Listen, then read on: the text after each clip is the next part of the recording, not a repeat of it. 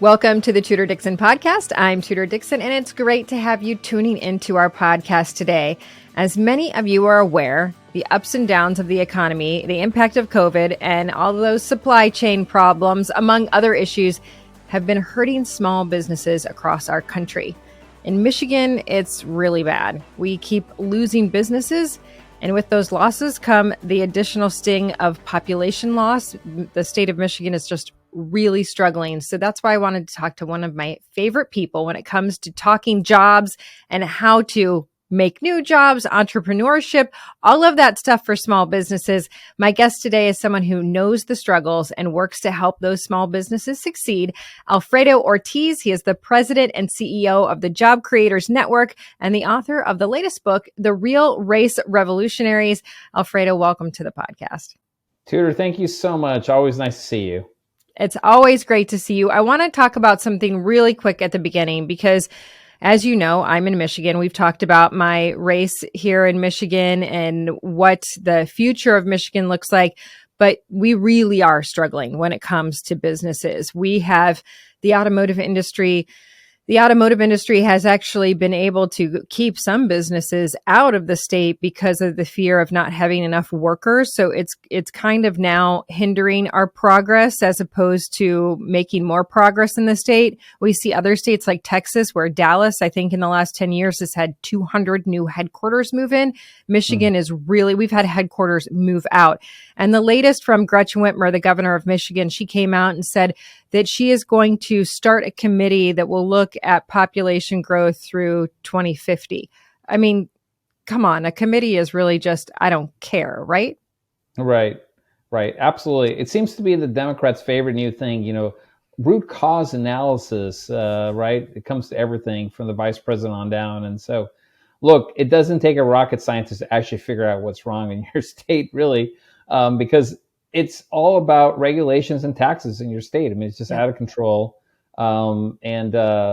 Unfortunately, I think as long as she's governor, I don't think that state's really going to be able to turn itself around. I mean, you need policies that are pro-growth, pro-free enterprise, pro-entrepreneurship policies, which really does mean low regulations, less regulations, and lower taxes. And her new climate plan will be way more regulations. But I want to ask you something else, because we have Democrat-led cities here like Detroit. And when I was on the campaign trail, I had a guy that was talking about he was starting a restaurant in the suburbs of Detroit and one in Detroit. And I said, let me ask you this. If you were a resident of Detroit and you just wanted to start up a business for the first time and you wanted to maybe start your own restaurant, how difficult would that be? And he said, well, you couldn't afford it, first of all, because you have to hire so many experts to get through the red tape. And he said, and then you really, if you don't know the right people, you'll never be able to start a business. So how do we take communities that are suffering and have them rebuild from within if they cannot even figure out how to own a business or start a business? I mean, that's a great question, Tudor. I mean, it's, I live, down here in Georgia, where we're fortunate to have obviously a pro-growth, pro-free enterprise governor in Governor Kemp. During the COVID crisis, for example, we were one of the first few to really open up. In fact, I think we were the first ones to really open back up our economy. And so because he actually understood that, he comes from a small business background, he understood what it took to run a small business. And so, he always favored, the elimination or reduction of red tape to do that. But, when you have these blue states, which, and blue cities in particular, run by these blue mayors, is that, there is a real problem here because they truly embrace and believe that more government regulation and more government intervention in some way, shape, or form actually is going to help. And I have not run into one small business owner yet that raises his or her hand and says, oh, please help my business. Please raise my taxes and please give me more red tape. This is just not the way an entrepreneur works. And I have to tell you, there are 33 million small businesses in this country that employ about 60 million hardworking Americans. So, I always say that small business is too big to fail. And you're seeing that in Detroit. You're seeing that in Michigan. It's that, when these small businesses fail, your communities fail. They are the backbone of our country. They are the backbone of our communities. When you go to these little league, fields and soccer league fields on weekends.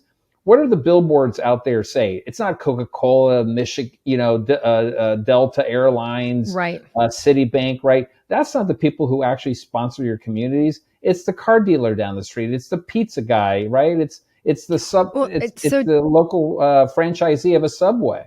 To be honest, I mean, that's why we have continued to supplement the automotive industry in the state of Michigan. And so many of our tax dollars go into, like, we're held hostage by this industry that says you have to keep paying us to keep us here, because so many of your small businesses are a part of our industry that if we leave, we will crash the state.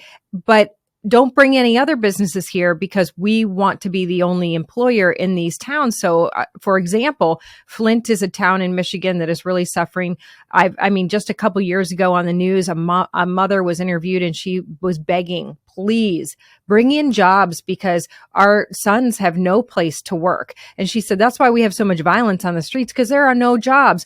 Well, I was talking to a community college president just the other day, and he said, it's interesting because I was saying, well, in my own town, they were asking me not to bring business because they don't have enough workers. And he said, gosh, I was actually in a meeting with the chamber in Flint, and Stellantis was there, or GM, I think, was there.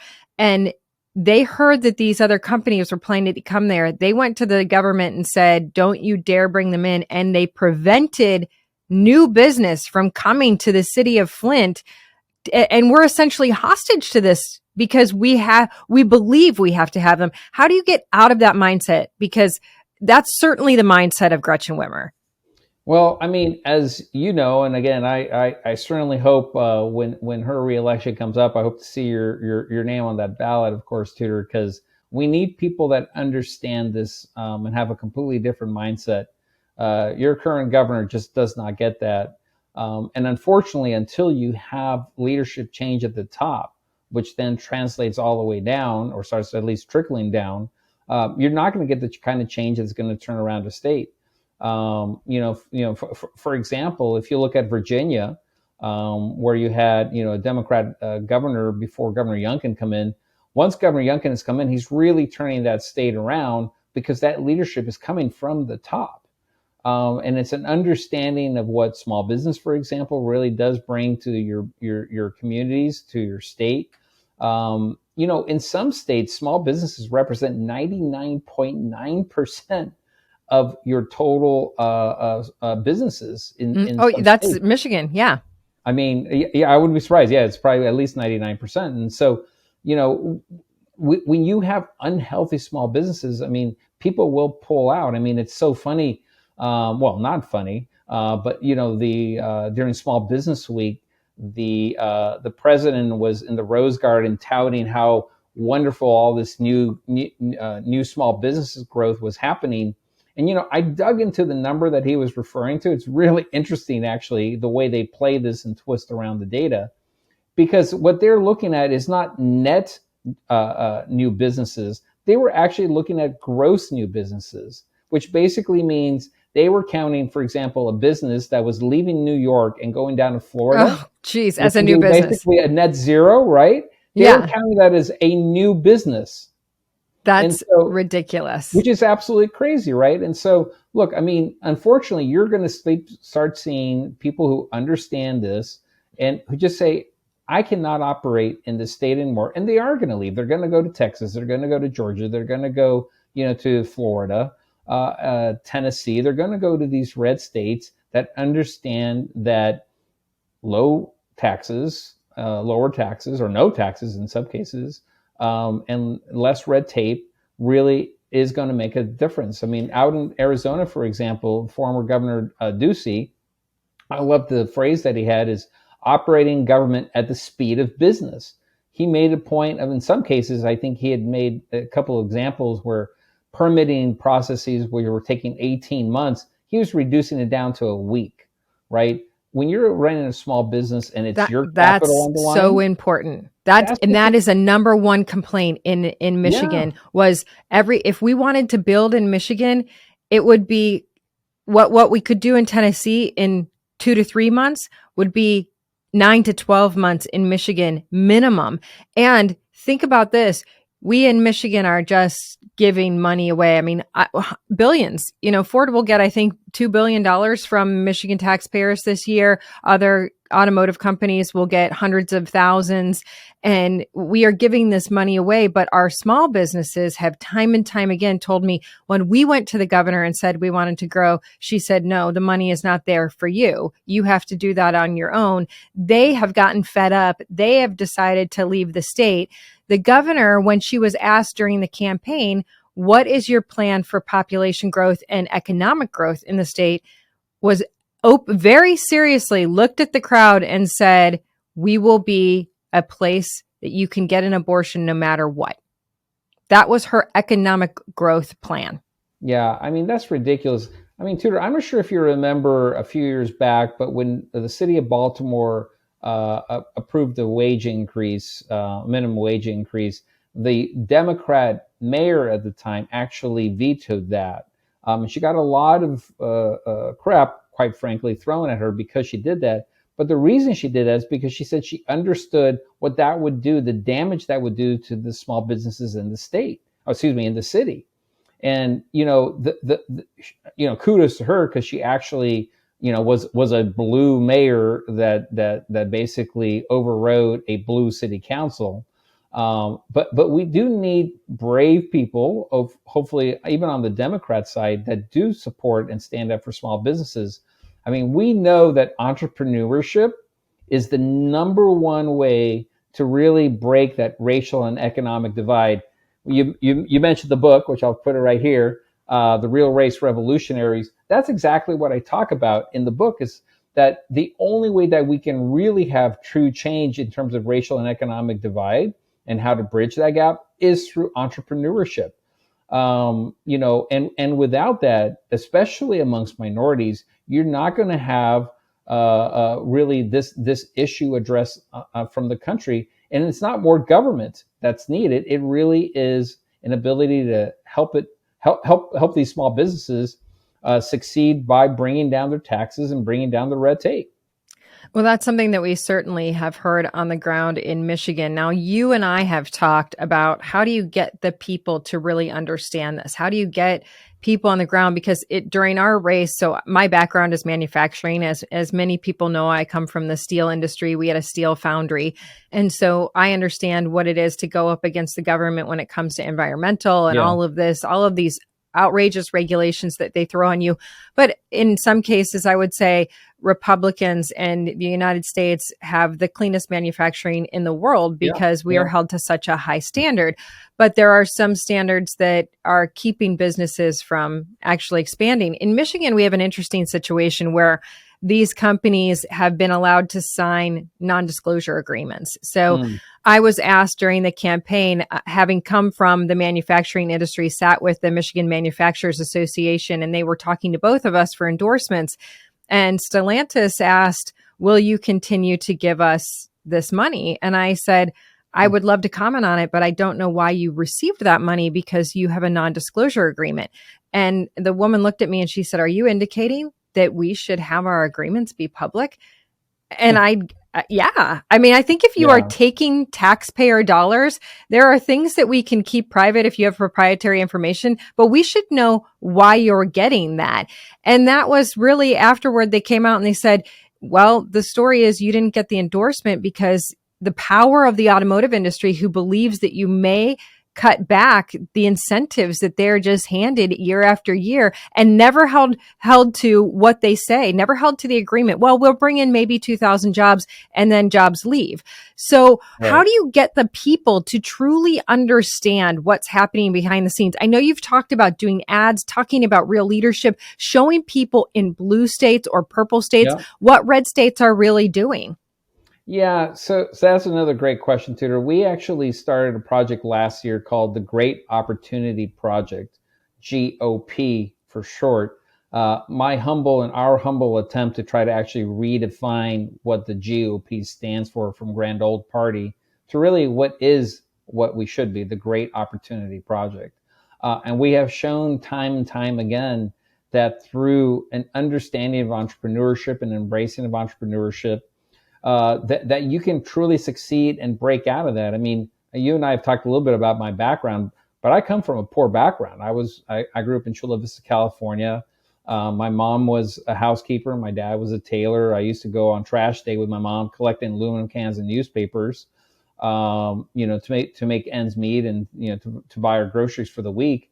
And so, fast forward, she also, by the way, was the first entrepreneur probably I ever met, because she was able to do the best garage sales, craft sales, and bake sales you could ever imagine.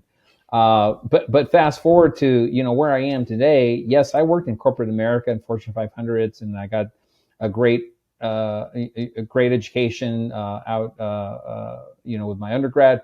I went to Michigan, by the way, University of Michigan, got my MBA, paid my own loans, by the way, paid those off by myself, not with anybody else's help.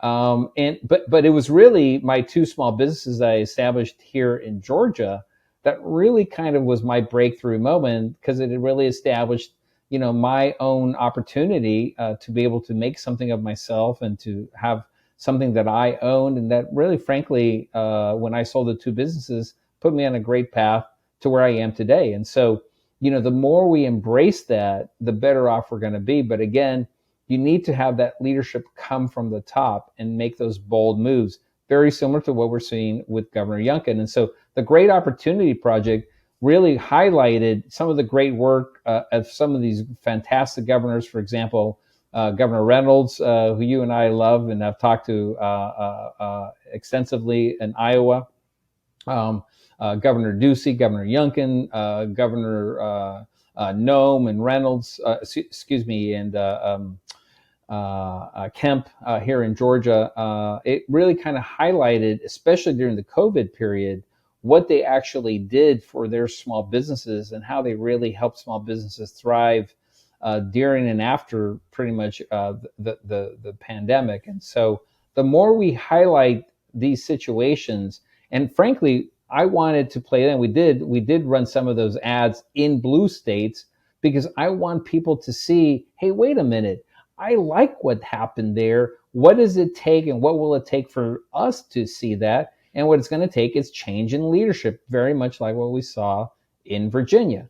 And so the more we highlight that, the better off we're going to be. These are business deals. And that's why I think you see so many successful governors that came from the business world, and like Governor Youngkin, and you have some governors out west, they've come in from the business world, and Governor Ducey, and they've been able to make these connections, bring businesses in. I think that's something that people don't understand. It's not you don't just wait for the businesses to come to you. I mean, last week when we were sitting with a bunch of the governors, I was listening to some of them talk, and one of them said, I went to California. I went to sit down with the businesses.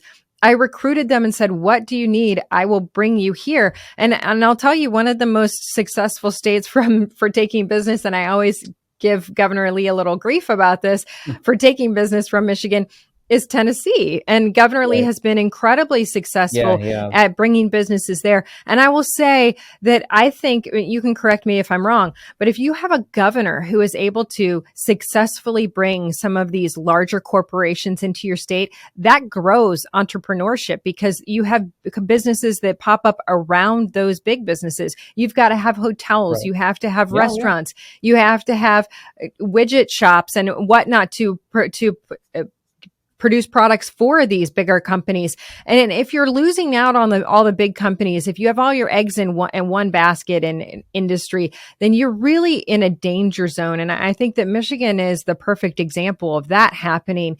And I think that that's what people need to understand. You have to be looking at bringing business to a state from all different angles. And that can lift up those entrepreneurs, and that can lift up these minority communities that are struggling, so 100%. That they can build up their own community.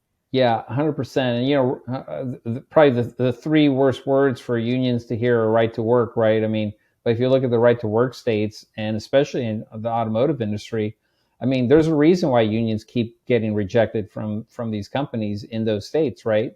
And that was just a policy in Michigan that after I think it was 12 years was overturned as soon as the Democrats took control a couple months ago. They removed right to work in the state of Michigan, and no state has done that.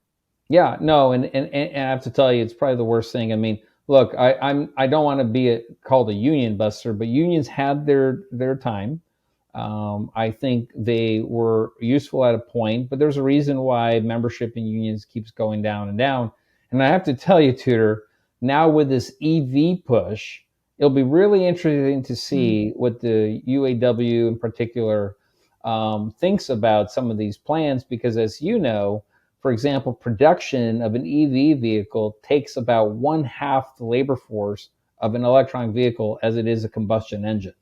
Right. And so, in terms of employment, that's really going to be interesting. So, they're going to be pushing for more and more benefits, which means it's operating in that state is going to be more and more costly. But look, in the end, we have to make sure that, in particular, our small business environment, our total business environment, but our small business environment is one that's really conducive and friendly to small businesses, because they are the heartbeat of our communities. And so I haven't seen one single state where where an unfriendly business environment, small business, leads to a great thriving state economy.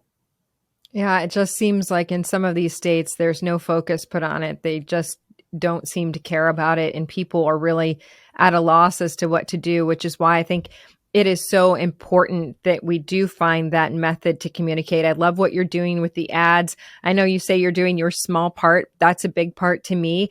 That's something that we desperately needed groups to come in and do during the campaign. And I think it's so valuable. So folks that are listening out there, I mean, this is an organization that you should look at, Job Creators Network, talk to them, find out what you can do to help, because I will say again that I've said this several times on the Republican side, we do not have organizations that get enough funding to go out and do the work on the ground, whereas the Democrats have all different organizations that are doing this. They are pushing through the voters. They are getting to them. They're getting the message to them. They're making sure that they're totally informed, because most of our voters are not watching the news. They're not engaged in Twitter. They don't want to hear it. So we need folks like you that can go out and get the message directly to them so they understand the ramifications of voting for a Democrat who's going to drive business out of their state.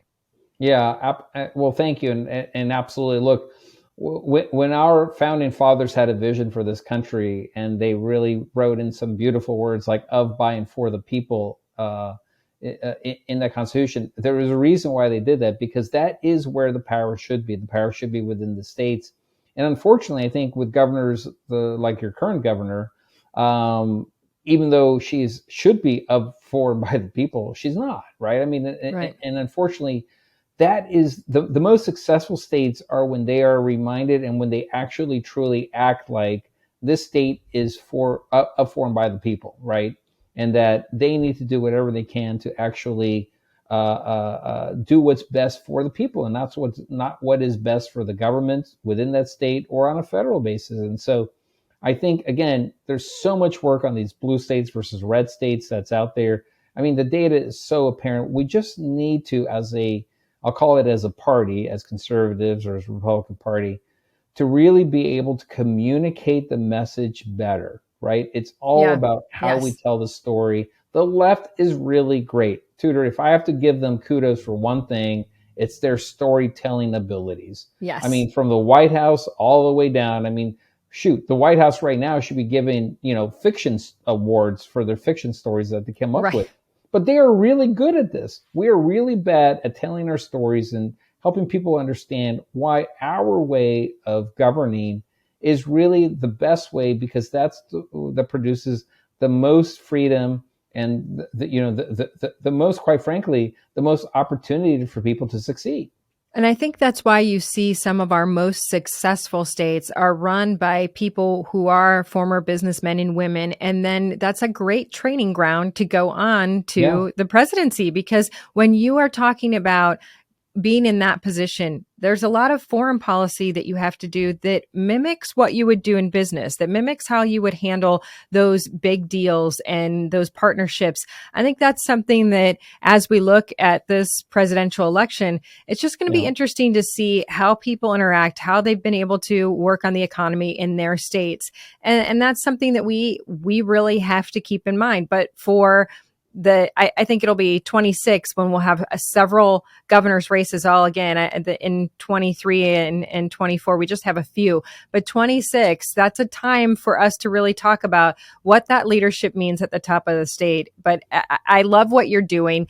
Tell our listeners where to get the book again when it comes out. Yeah, it's actually available at Amazon, of course, like everything else is, but The Real Race Revolutionaries. It's great. It's a quick read, 99 pages. I promise you'll probably get through it in 3 hours or less.